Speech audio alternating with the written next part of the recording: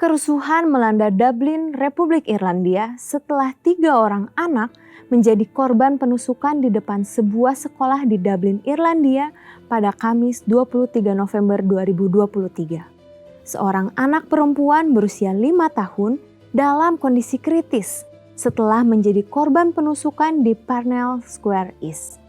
2 orang dewasa, yaitu seorang wanita berusia 30-an dan pelaku penusukan yang berusia 50-an juga mengalami luka serius sehingga harus dilarikan ke rumah sakit.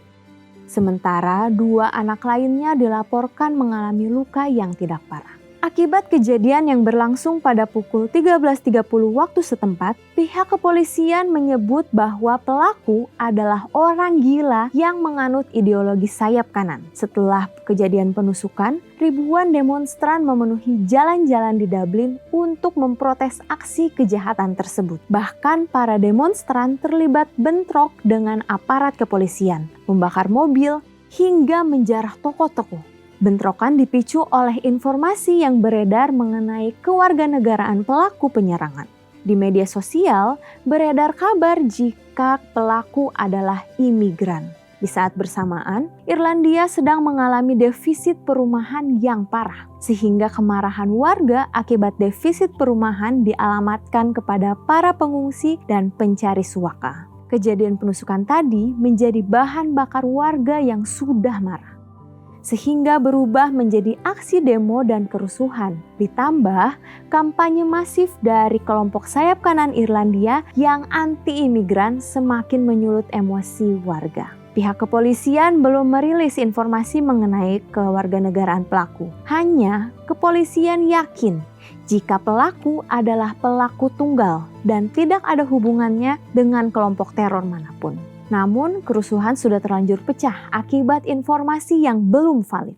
Hoaks atau informasi palsu yang beredar melalui media sosial seringkali mengganggu kehidupan masyarakat. Di Indonesia sendiri, kita pernah mengalami kondisi di mana hoaks menciptakan gangguan ketenangan dalam masyarakat, terutama di tahun-tahun politik.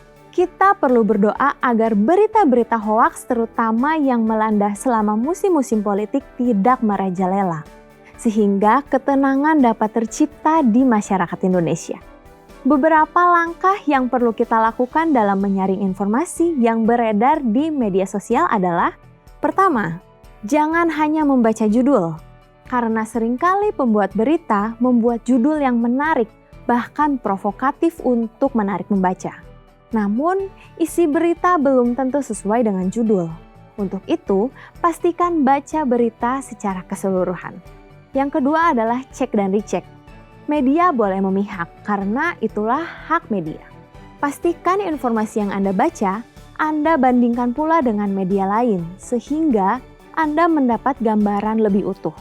Yang ketiga, ikuti akun-akun terpercaya. Jangan langsung percaya dengan informasi beredar di media sosial. Bandingkan informasi yang Anda dapatkan dengan informasi yang ada di akun-akun media arus utama yang sudah terpercaya. Yang keempat adalah saring via fasilitas penyaring media sosial.